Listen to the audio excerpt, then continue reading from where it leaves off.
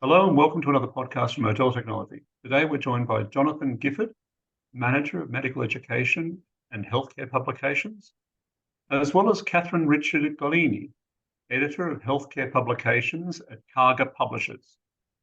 Hello, team. Hi there, good morning. Thanks so much for having me on today. It's a pleasure, Jonathan. It's nice to see you again.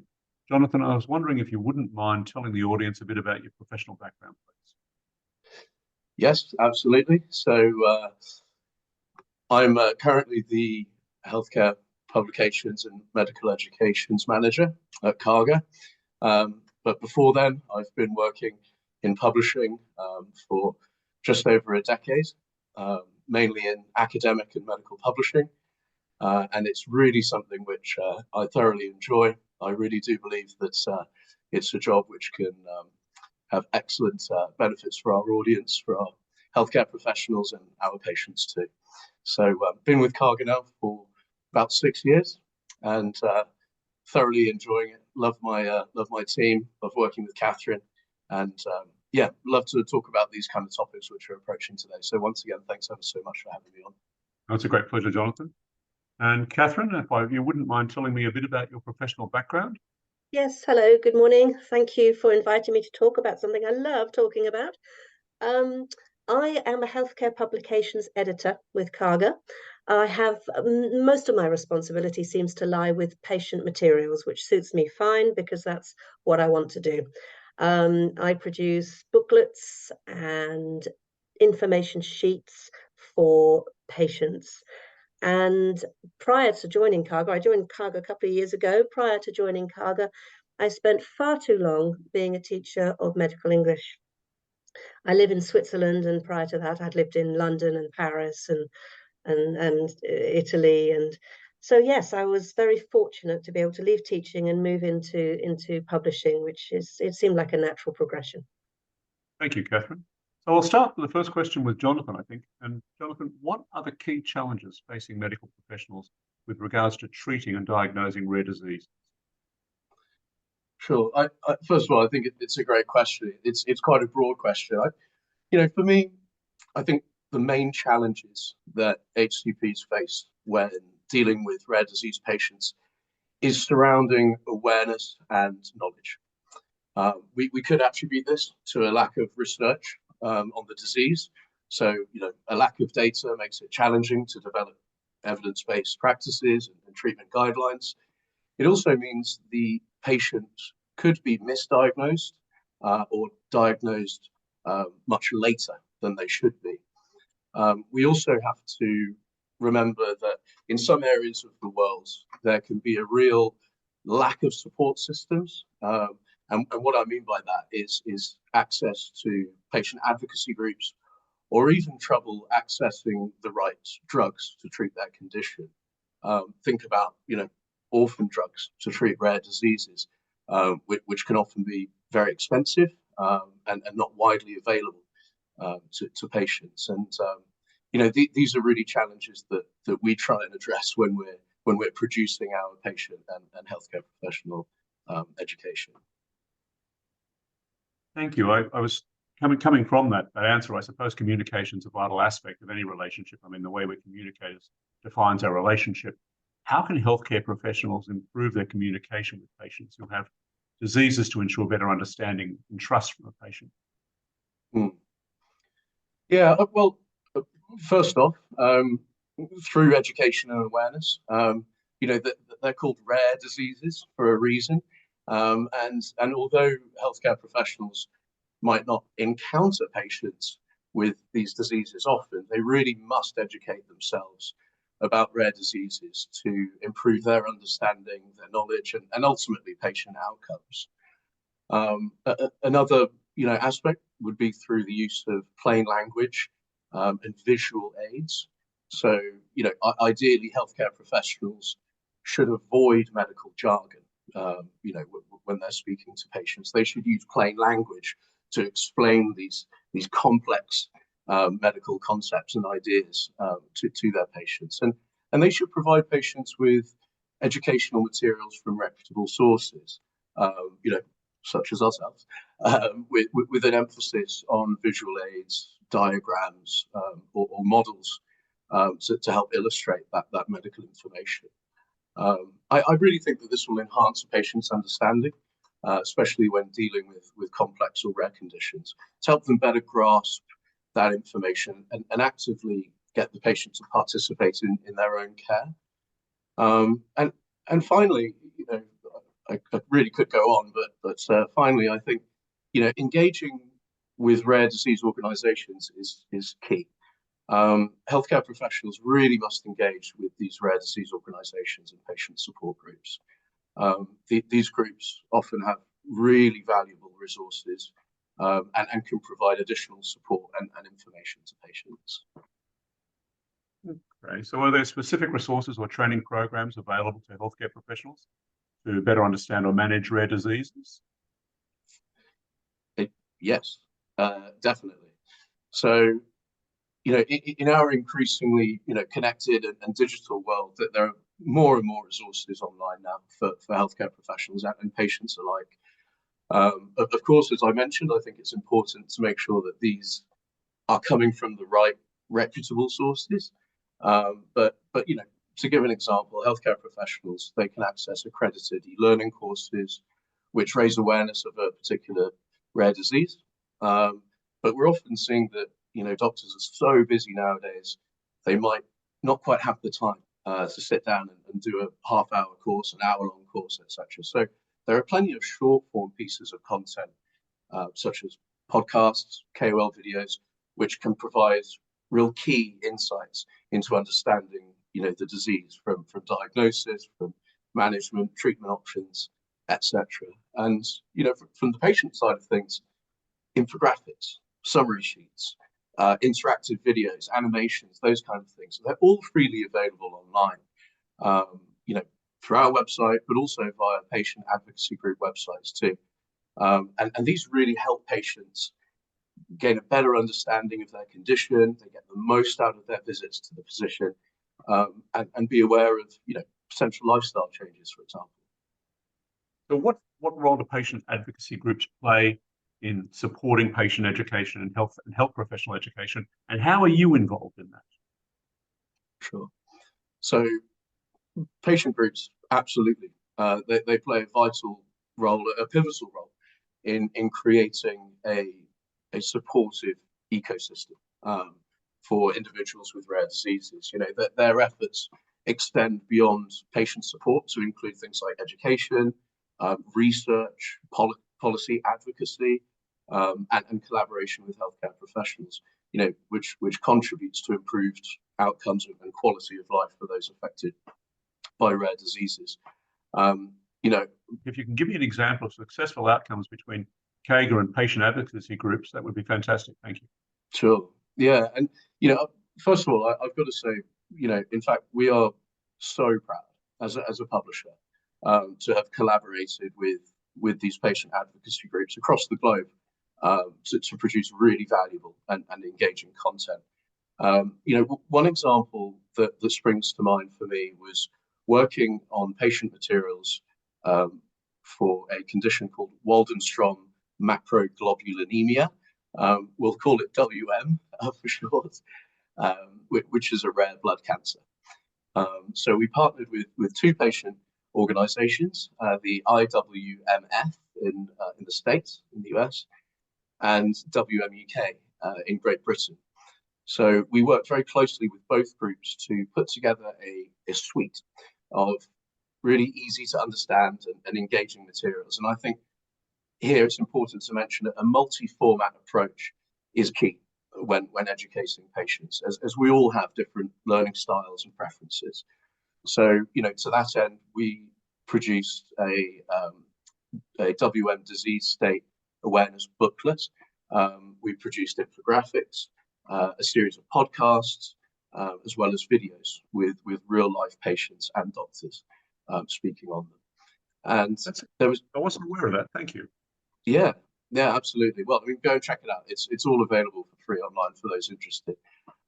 And it was really great because it was a fantastic mix of short form, bite-sized content alongside the longer form content for those patients wishing to take a deeper dive. And yeah, I mean, as I mentioned, all of these are available free online via the patient advocacy groups themselves. They actually made some real great efforts to promote it to their network via newsletters, in-person live events, and awareness days. So this was a really fantastic initiative, and it was great to see how closely we could work with these groups to produce this material from the very, very beginning, to have their input, and then to see how impactful it was once it was published. So this is one of the ways that how patients have contributed to their own care in rare diseases and how you've collaborated. Yeah, absolutely. So, I mean, the point of patients contributing to their own care and education is key. You know, I mean, take for example self-advocacy. Patients often become advocates for themselves, so you know they're actively participating in discussions about their care, the treatment options available, and their overall well-being. You know, it's often said that rare disease patients are experts by experience. You know, they're sharing these personal experiences, this first-hand knowledge can be invaluable to other patients and healthcare professionals alike. You know, it offers they can often offer insights that may not be readily available elsewhere. You know, and rare disease patients are more likely, I think, to seek out information on the disease themselves. So, you know, they might be researching medical literature, they may be attending conferences, using these online resources, such as the ones that we produce, to better understand their condition. And I think that it's also worth mentioning from a treatment adherence point of view, that patients who actively participate in their own care are far more likely to adhere to prescribed treatment plans. And in turn, they can become advocates for improved access to treatments, you know, raising awareness on the disease, participating in lobbying efforts, maybe, you know, such as sharing these stories to influence policy changes. So overall, I mean, patients who take a proactive approach to their care and education not only improve their individual outcomes, but also contribute to the broader understanding and management of rare diseases as a whole. Thanks, Jonathan. That's great. Thank you very much. So, Catherine, welcome. I probably want to start with a question to you about what is the difference between patient-centric and patient-focused? Okay, well, you'd think they were synonymous, and in fact, I'm absolutely sure that they are, although there have been attempts to distinguish between them. I wouldn't have bothered. I think it's simply a question of collocation, you know, word partnerships. But I think a much more pertinent question is, when we say we're doing something patient-centered or patient-centric, are we all, you know, are we talking about the same thing? Because this is a multi-stakeholder discussion. Jonathan has already referred to the different stakeholders involved in this, but we've got the patients, central, of course, their families and their supporters. And by supporters, I'm referring to patient advocacy groups and patient advocates, patient associations, but also the healthcare professionals, primary, tertiary care, specialist care, academic researchers. We mustn't forget them. I mean, it was academic researchers who came up with these terms in the first place 30 years ago. I mean, sometimes people think these terms have just suddenly appeared, and it's only because pharma have suddenly taken notice of them. Yeah, drug companies, they're a very, very important stakeholder here. Conference organizers, patients are increasingly wanting to attend conferences and symposiums. Last but definitely not least, healthcare information producers such as CARGA, people who produce resources for patients. And, you know, part of the problem with a term when it becomes desirable and it's being used by multi-stakeholders and appearing in everybody's LinkedIn feeds is that there's a greater chance of these terms being used by people who've never fully questioned what they mean. It's all hashtag patient-centered. But what are we actually talking about? Patients actually don't really like the term putting the patient in the center because they don't want to be put anywhere. You know, they want to get there sort of on their own devices, by their own devices. And it starts to become a bit of a buzzword, and perhaps there's a danger of it all becoming a bit of a box ticking exercise. Are you patient-centered? Yes. But how many of us actually check in on our processes and procedures to make sure that what we're really doing is patient-centered. Are we fully engaging with the patient community? Are we listening to patients? Are we responding to what they say?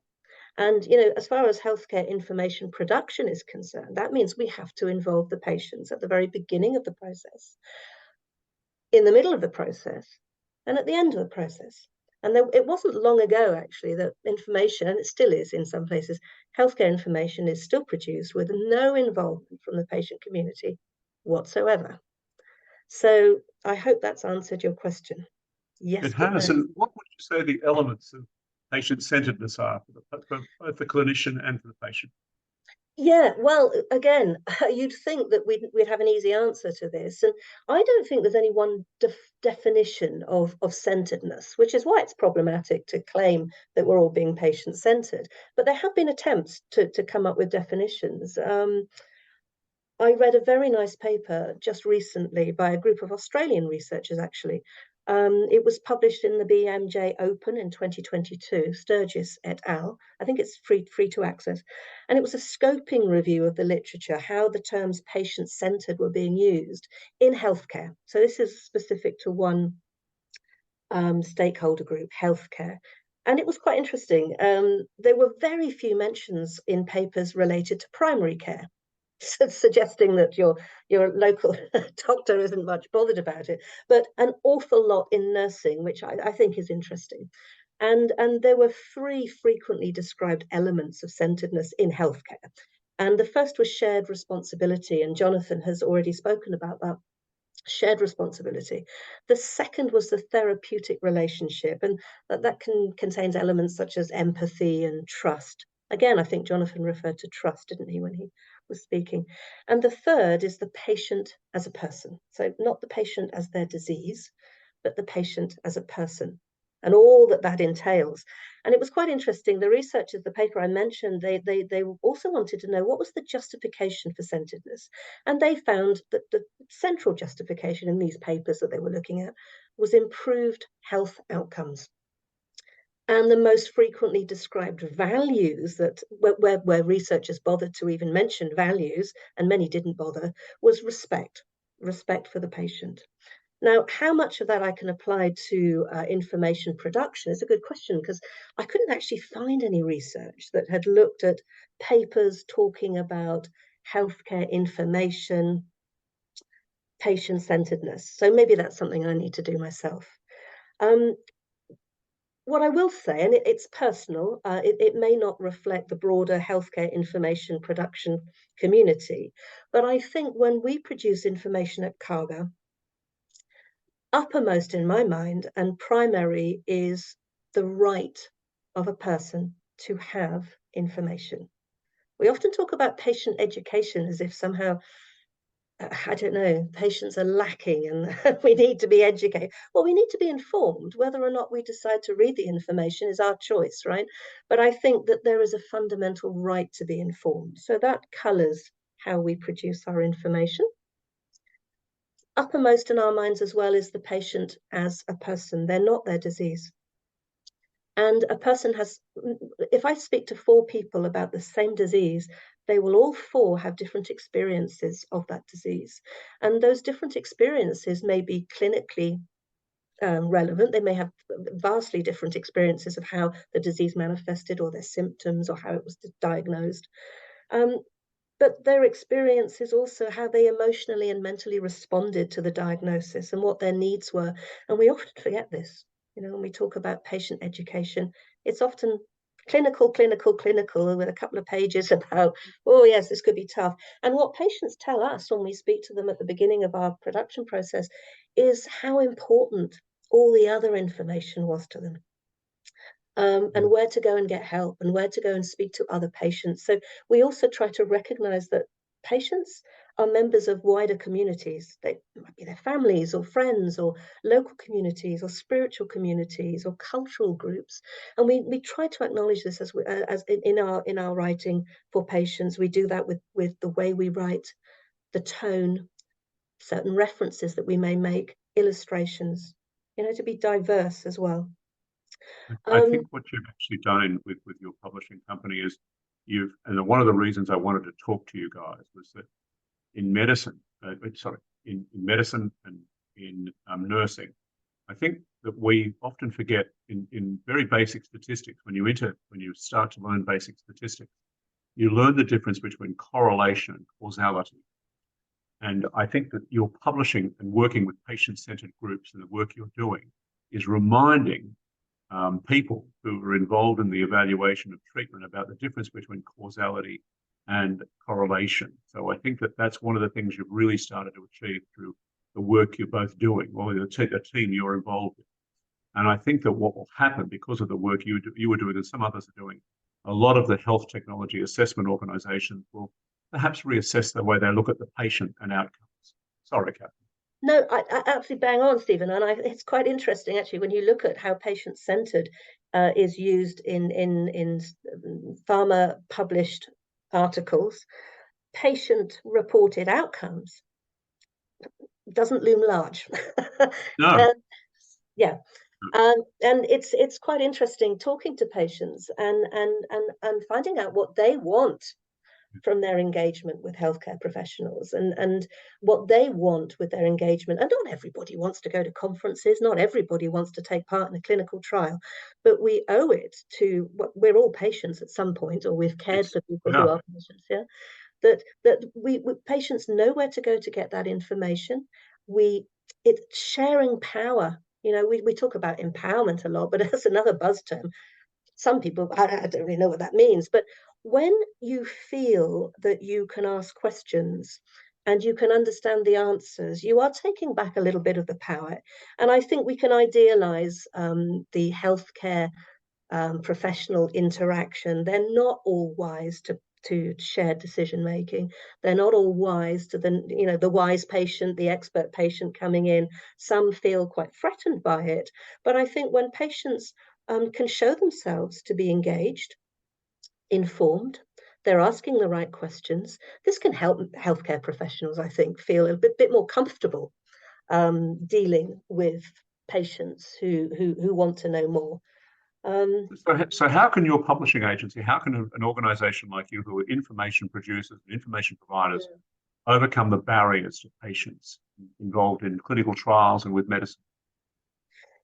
I think I would probably prefer to relate that to how can we overcome the barriers of engaging with patients to produce information. Because I think the first barrier, and it's actually common to all of the stakeholder groups, is reaching hard to reach patients. I mean, that's one of the principal barriers. You know, it costs money to go and travel to a trial center, and perhaps, you know, reimbursement isn't quite as generous as we think it could be. You know, sometimes I hear that patients are taking part in focus groups with academic researchers or information producers such as ourselves, and they're not being reimbursed for their time, or they're being reimbursed, but it's laughingly small. And so that doesn't seem to be respectful. That doesn't seem to be fair or respectful. And perhaps if patients, felt that they were being treated, they can always choose to donate the fee. In fact, that's what we do at Carga. We offer different ways of being compensated, and many patients choose to donate their fee. Okay, that's perfect. All right, thank you very much for that, Catherine. I think what you've both been achieving is quite remarkable, and I'm delighted to have been talking to both of you. If I made contact with you from a patient group, how can you help me? We would want to direct you to where you could find our resources. And I think Johnny would agree that we would certainly direct you to places like Amazon, where you can download onto a Kindle for free. Our own website, you can download our materials for free from our own website. Many of the patient advocacy groups that we're working with will have, they don't all, but many of them will also have our materials on their websites. Johnny, would you add anything to that? Sure, and I also think that, you know, we don't cover every rare disease under the sun, right? We've covered lots of them, but I think it's also really important for us to, you know, to listen to, you know, perhaps underserved rare disease communities that feel that maybe they don't really have the kind of resources that they'd like to see. You know, listen closely to them, And then really what we would do is look for some industry partners. By that I mean pharma companies, etc., who are maybe working in this space, currently researching drugs to treat such a disease. Then we would approach them to say, hey, look, there's clearly an unmet educational need here. We're in touch with X patient group who said, look, we love your materials that you've produced on WM, on CLL, on various different rare diseases, but we don't have anything right now. We'd love for you to bring that forward. And then that industry partner, that pharma company, often they're really, really willing to help fund these kind of initiatives. Obviously, they're completely hands off. They're not telling us what to write. They're not telling us who should author it. We actually go back to the patient group then and say, well, we'd love to have you involved. It's what Catherine said a minute ago. We love to have the patient groups or representatives from those patient groups, real life patients, to be involved in the content development from start to the middle to the finish. So make sure that this is really relevant, to that audience. We're not telling them, what to do. We're actually consulting with them.